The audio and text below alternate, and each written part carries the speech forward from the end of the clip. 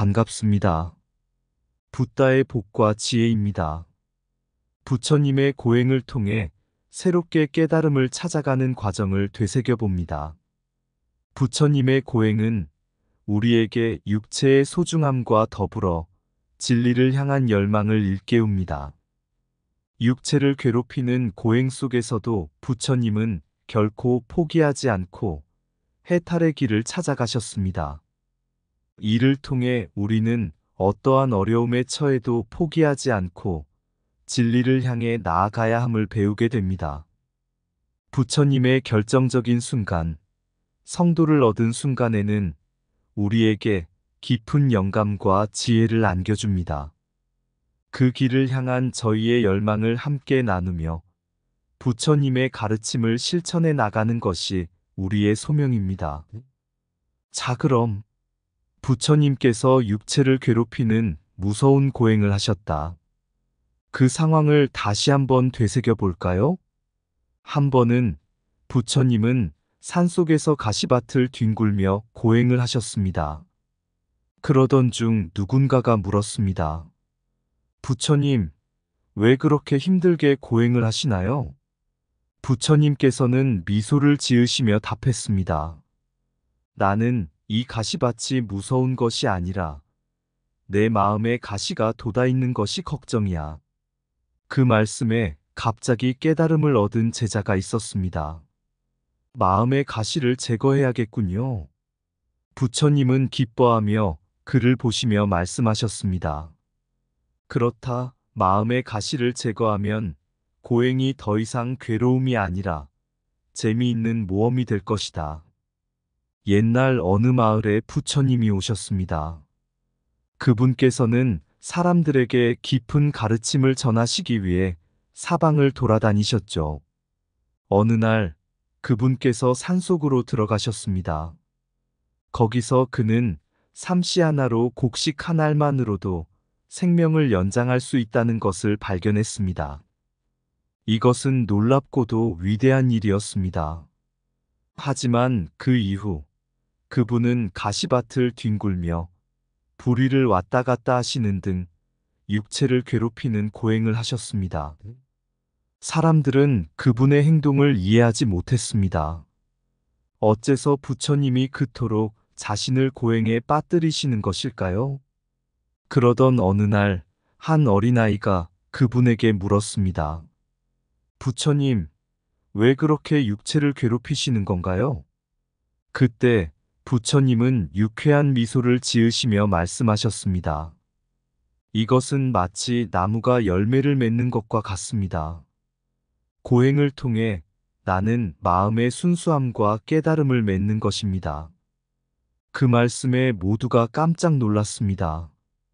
마치 이야기 속의 부처님처럼 우리도 어려움과 괴로움을 통해 진정한 깨달음을 찾을 수 있다는 것을 배웠습니다. 그리고 그 순간 모두 함께 유쾌한 깨달음을 찾아 떠나는 여행이 시작되었습니다. 육체의 고행은 마음의 깨달음을 향한 길의 시작이다. 고행을 이해하는 자는 깨달음을 향한 발걸음을 빛낸다. 가시밭을 뒹굴며 나는 깨달음의 씨앗을 뿌리는 것이다. 뼈만 남는 괴로움도 마음의 순수함을 탐구하는 여정 중 하나이다. 육체의 고행을 이겨내는 자만이 진정한 깨달음을 얻을 수 있다. 고행은 마음의 양식이요. 깨달음은 그 열매이다. 고행을 뛰어넘는 자만이 깨달음의 꽃을 맺는다. 육체의 괴로움은 영혼의 해방을 위한 여정의 일부이다. 고행을 극복하는 것은 마음의 힘을 강화하는 것이다. 고행은 깨달음을 향한 길에 놓여진 첫 번째 밟는 자리이다. 육체의 고행은 내면의 평화를 찾는 길의 한 부분이다. 고행을 통해 나는 나 자신과 세상을 깨달을 수 있다. 옛날 어느 마을에 부처님이 찾아오셨습니다. 그분은 사람들에게 깊은 가르침을 전해주셨지만 한 사람은 그 가르침을 받아들이지 못했습니다. 이 사람은 육체의 고행을 통해 깨달음을 얻을 수 없다고 믿었기 때문이었습니다. 어느 날 부처님은 그 사람에게 다가가셨습니다. 고행을 통해 진정한 깨달음을 찾을 수 있다는 것을 너도 알 수 있을 거야. 하지만 그 사람은 여전히 의심이 많았습니다. 그래서 부처님의 가르침을 받아들이지 않았습니다. 그러던 어느 날 한순간을 놓치지 않고 부처님의 말씀을 들은 그 사람은 깨달음을 찾기 위해 몸을 씻고 유미죽을 섭취했습니다. 그 후에는 정진의 길을 택하여 깨달음을 향해 나아갔습니다. 그 사람은 고행을 통한 새로운 시작을 꿈꾸며 해탈의 길을 향해 모험을 떠나는 것이었습니다. 고행을 통한 깨달음은 새로운 시작의 문이다. 육체의 고행을 피해갈 수 없다면 그것을 통해 새로운 깨달음을 찾아라. 몸을 씻고 유미죽을 받아들이면서 진실의 길을 향해 단숨에 나아가라. 고행을 거치지 않고서는 진정한 해탈을 얻을 수 없다. 육체의 고행을 극복하는 것은 내면의 평화를 찾는 첫걸음이다. 깨달음은 우리가 고행을 이해하고 받아들일 때 비로소 찾아온다. 고행의 끝에는 새로운 해방이 기다리고 있다. 육체의 괴로움을 이겨내는 자만이 진정한 자유를 누릴 수 있다. 고행은 마음을 성숙하게 하는 수련의 과정이다. 육체의 고행을 이겨내는 용기는 진정한 인내의 표본이다. 고행을 통해 나는 내면의 강함을 발견할 수 있다.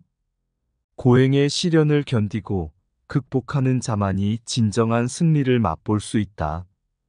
옛날 어느 마을에 부처님이 계시던 때가 있었습니다. 그분은 성도를 얻기 위해 수많은 수행을 거듭했습니다. 그러던 어느 날 부처님은 유미죽을 받아들이고 49일 동안 정진을 하기로 결심했습니다. 그 49일 동안 부처님은 산속으로 들어가 조용한 곳에서 명상과 수행을 이어갔습니다. 그분의 마음은 깊은 평화와 조용함에 가득 차 있었습니다. 그런데도 한 가지가 부족했습니다. 그것은 진정한 성도가 되는 길을 찾는 것이었습니다. 그러던 어느 날 부처님은 갑자기 희망의 빛을 발견했습니다. 그분은 마음을 가다듬고 성심으로 세상을 보았을 때 그 안에 숨겨진 진리를 깨달았습니다. 그 순간 부처님은 진정한 성도로 거듭났습니다. 그는 세상의 모든 삶에 대한 이해와 사랑으로 가득 차 있었습니다. 이제 그분은 모든 이에게 진리와 평화를 전할 준비가 되어 있었습니다. 진정한 성도가 되기 위해서는 내면의 정진이 필요하다.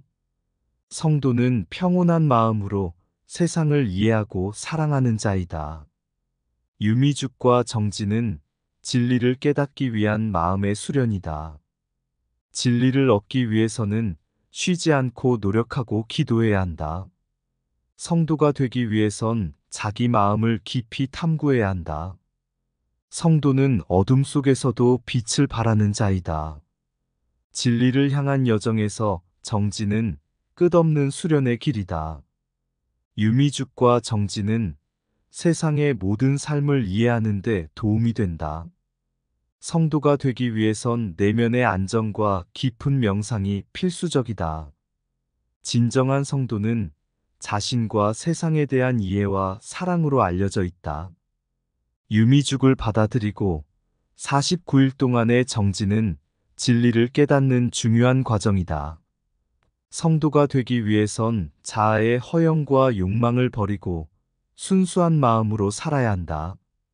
그리고 부처님은 성도로 거듭난 순간 그 모든 것이 마치 환상이었던 것처럼 느껴졌습니다. 그는 자신의 여정을 되돌아보며 얼마나 많은 시련과 고행을 이겨내며 이 순간을 향해 왔는지를 깨닫습니다. 하지만 그의 모험은 아직 끝나지 않았습니다. 이제 그는 세상의 진리와 평화를 전파하기 위해 새로운 여정을 떠나야 했습니다. 이야기는 이렇게 이어집니다. 어느 날 부처님은 마을의 사람들을 모아 모험을 떠납니다. 그들은 함께 마음을 성숙하게 하고 진리를 깨닫기 위해 여행을 떠납니다. 그 모험은 길고 어렵지만 그들은 서로를 격려하고 지지하며 앞으로 나아갑니다. 마침내 그들은 진리의 보물을 찾아내고 모두에게 이를 나누게 됩니다. 세상은 평화와 이해로 가득 차게 되고 모두가 서로를 존중하고 사랑하는 세상이 되었습니다. 그리고 부처님은 자신의 여정을 되돌아보며 웃음 지으며 말합니다. 우리의 모험은 끝나지 않았습니다. 이제 우리는 모두 함께 진리와 평화를 더 넓은 세상으로 전파하기 위해 떠나야 합니다. 산속의 바람 속에 부서진 잎사귀가 되어 고행의 길을 뒹굴던 부처님은 마음속에 묻힌 진리의 씨앗을 발견하셨다. 삼시 하나로 삶을 이어가며 가시밭을 뒹굴며 불의를 왔다 갔다 해도 그의 마음은 정지를 찾지 못했다. 그러던 어느 날 유미죽의 달콤한 향기에 취하며 부처님은 정진의 길로 나아갔다.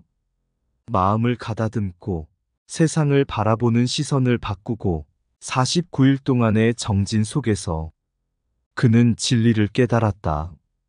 성도가 되어 마음의 깨달음을 간직한 그의 길은 세상의 빛과 평화를 전하며 무한한 지혜와 사랑을 퍼뜨리는 모험의 시작이었다.